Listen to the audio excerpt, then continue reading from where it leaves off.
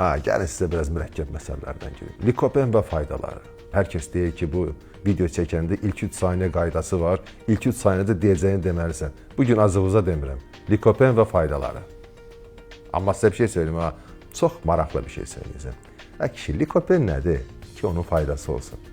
Vallahi hər gün yeyirsiniz onunla. Da yaxın oturun.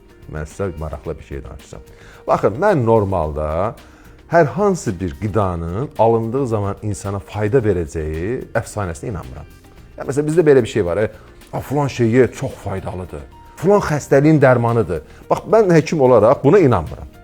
Yəni, mənim fikrimcə, hər şey müəyyən bir tarazlıq daxilində qəbul edildiyi zaman və miqdar da vacibdir burada. Çox faydalı bir şeydən də basıb yemək insana görə faydası olur bunun. Yox.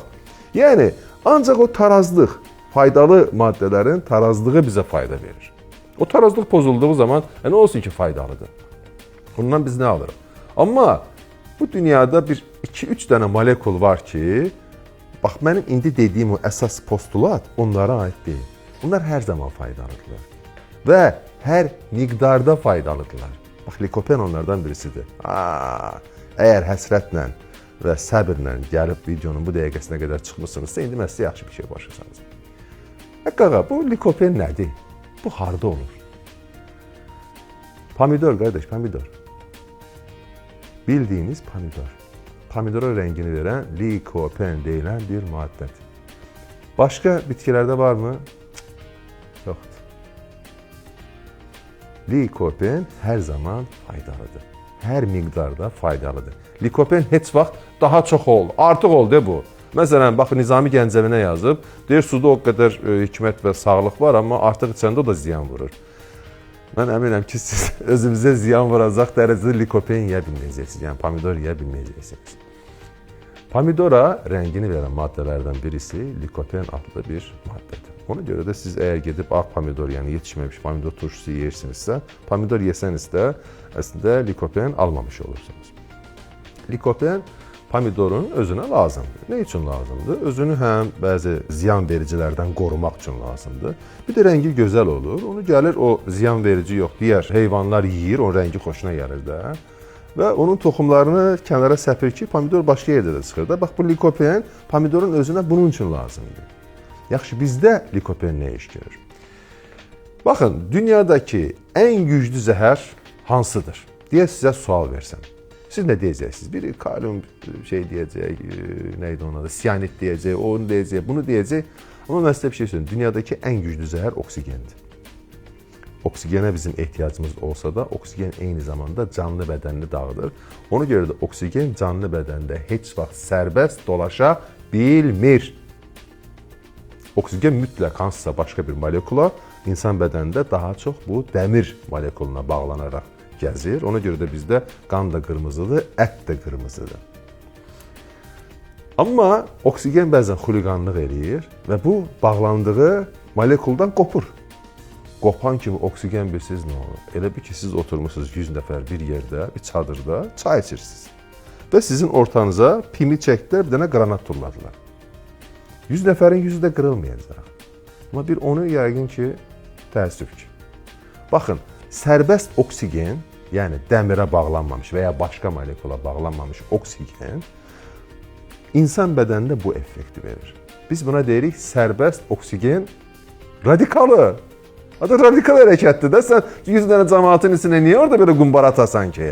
Amma bu oksigen də şuurlu deyil axı, bunu bilərək eləmir. O onun təbiətidir.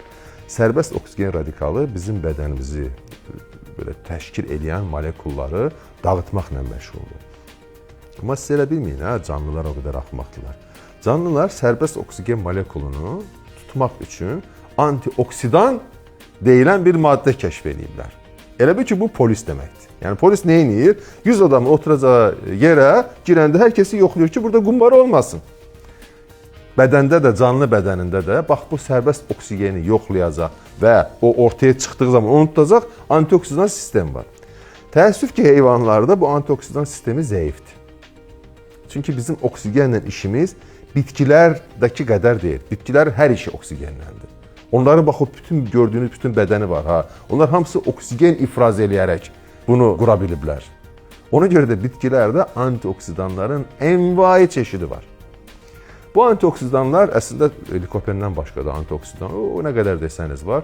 Onlar likopen kimi hər zaman faydalı deyirlər. Bəzən onların ziyanları da olur. Bunlar haqqında da sizə danışacağım. Likopen çox az antioksidan maddədəndir ki, insan bədəninə praktik olaraq başqa heç bir ziyanı yoxdur. Likopen nə edir? Likopen cavan qalmağa kömək edir. Bu isbat olunub mu? İsbat olunub. Bu elə-belə pafos xətrinə müəyyən alimlərin dediyi fikirlər deyil, ha. Mənim sizə danışdığım hər şeyi Google Scholar'da girib yoxlamaq olar. Sadəcə mən qalxım sizə burada elmi məqaləni danışım. Bu sizin də nəyə maraqlı olacaq? Mən o elmi məqalədən oxuduqlarımı sizə danışıram. Ha, kimsə mənə qalxıb şübhə ilə yanaşsa, o zaman da ona elmi məqaləni göstərərəm. Likopen cavan qalmağa kömək edir. Hətta bunu necə kəşf ediblər? Fikir verirlər, likopen ən çox harda istifadə edirlər? Baxırlar ki, pomidoru dünyada ən çox istifadə edən Aralıq dənizi mətbəxidir və Meksikadır. Bir də sualınıza cavab verdim də, Aralıq dənizinin ətrafında yaşayan, pomidoru çox yeyən və ya pomidor məhsullarını. Bir də Meksikalılara baxın. Cavandırlar, qızları gözəldir. Artıq bu sizin sualınızın cavabı oldu. Yəni, likopen, yəni pomidor, insanı daha cavan saxlamaqda bizə yardımcı olur. İkinci, likopen xərçəngdən qoruyur. Bu da isbat olunur. Mən bunu ilk dəfə urologiya yeni başlayanda öyrənmişdim. Demək, belə bir məqalə çıxmışdı bizdən hər həftə bir dənə məqaləni oxuyub, onu hər həftə olan bir toplantıda müzakirə eləməyi tələb edirdilər. Biz orada assistent idik də. Və mənim də əlimə çıxdı. 20-30 yaş arası pomidor istifadəsinin prostat xərçənginə təsiri. 20-30 yaş arası pomidor istifadəsi nə qədər çox olarsa, prostat xərçənginin görülmə sıxlığı o qədər azalır və ortaya çıxma yaşı da gecikir. Bu, mən indi birinci dəfə orada gördüm və ondan sonra izlədim ki, bu likopenlə aparılan bütün araşdırmalarda belədir. Təkcə prostat xərçənginə deyil, başqa xərçəklərin də qabağını almaq üçün müntəzəm pomidor istifadəsi haqqında envai çeşid məqalə var. Yəni, bu isbat olunub. Düzdür, nə qədər də pomidor çox yesəniz də, xərçəngin mütləq 100% qabağını alacaq qədər yeyə bilməyəcəksiniz. Amma götürək ki, 52 yaşında 3-cü dərəcəli və ya məsələn biz ona deyirik Gleason skor, məsələn götürək ki, 8 prostat xərçəngi olacağınıza, 82 yaşında Gleason skor 6 prostat xərçəngi olanda, burada pomidorun faydası varmı? Var. Qardaş, daha nə istəyirsiniz? Pomidor nə edir? İnsanı cavan saxlayır və xərçəngdən qoruyur. O zaman likopen və faydaları haqqında videonu axıra qədər izləyən insanlar daha məlumatlı oldular və məncə də bunların daha çox xoşuna gəldi. Bizi qısa variantda izləyən yoldaşlarımıza onu söyləyirəm ki, sizə keçmiş olsun.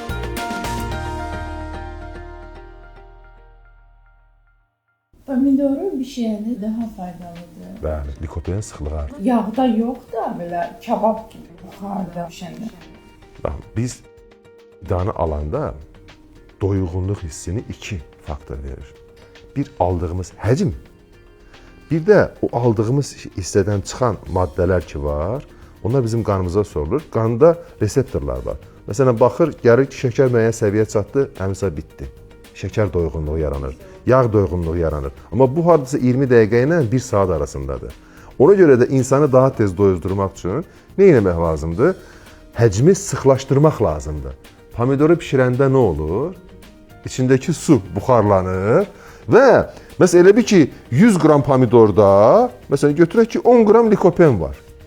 Amma siz 100 qramı yeyən zaman doyursunuz. Siz nə edirsiniz?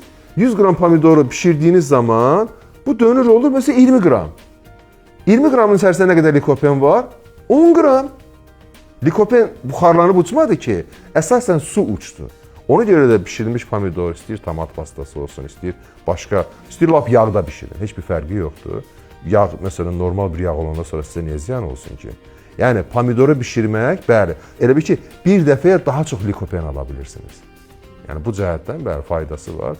Bir də pomidor sosu bişirmək, çox ləzzətli bir şey. Təm mələmənmi? Mən onun içərisində kiftə bişirirəm. Yəni həqiqətən də pomidoru bişirmək daha sərfəlidir, amma daha faydalı olur deyə deyil. Biz daha az həcmdə daha çox faydalı maddə alırıq.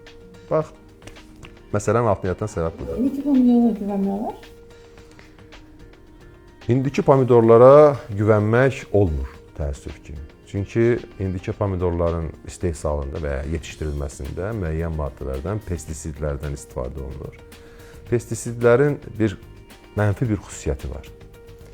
Pestisidlər, bəli, zərərli böcəkləri və s. öldürürlər. Bu çox gözəl. Çox gözəl. Həqiqətən də biz məhsul yetişdiririk ki, nəsə gəlsin, bir dənə cücə onu yesin. Bu xoşumuza gəlmir.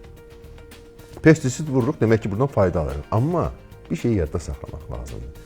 Əgər biz bir təbiətdən, bir pomidorun üstü də bir ekosistemdir də, təbiət, elə bil ki, meşə. Biz oradan bir dənə canlı növünü tamamilə sıxışdırıb çıxardanda nə olur? O birisi canlı növü artır. Məsələn, bir meşəni götürdünüz, 1 kvadrat kilometri qırdınız bütün ağaçları. Düzmə ağac lazım deyil. Onun yerinə nə bitəcək? Ot. Elə bil ki, 1 kvadrat kilometrdə, məsələn, 100 kilo ot bitirdisə, siz bunu qırandan sonra orada bitəcək artıq 1 ton.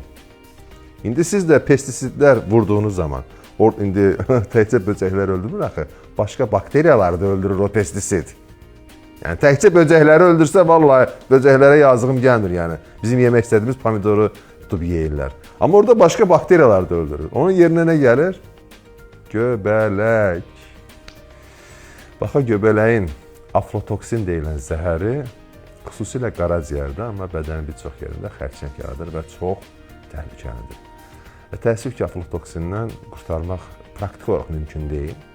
Ona görə də öz yediyinə diqqət edən Avropa ölkələrində ancaq müəyyən miqdar pestisid vurulmasına icazə verilir və bu, o yedikləri məhsulu kənardan ithal eləyirlərsə, onlara müəyyən şərtlər qoyurlar ki, siz bu qədər pestisid istifadə edə bilərsiniz. Bəli, bugün təəssüf ki, Azərbaycandakı vəziyyəti sözün açığı bilmirəm. Amma Türkiyədəki çıxan xəbərlərdən bilirəm ki, Türkiyədə pestisid istifadəsi o dərəcədə güclüdür ki, yəni praktik Avropanı artıq onu yaxın buraxmır. Biz də bunu Türk mətbuatından bilirik. Çünki Türkiyə mətbuatı bunun haqqında danışır. Amma Azərbaycan mətbuatı Azərbaycanda yetişdirilmiş pomidor haqqında danışmır deyə mənim xəbərim yoxdur. Pestisidin çox istifadə olunması aflatoksini artırır və bu aflatoksin də bizim bədənimizə 100% ziyan vurur. Hətta mən sizə bir şey söyleyeyim. O pomidordan alacağınız likopenin faydası aflatoksindən alacağınız zərərin miqdarından qat-qat azdır. Yəni, pestisid yaxşı vurulmuş pomidordan ziyan görə bilərsiniz.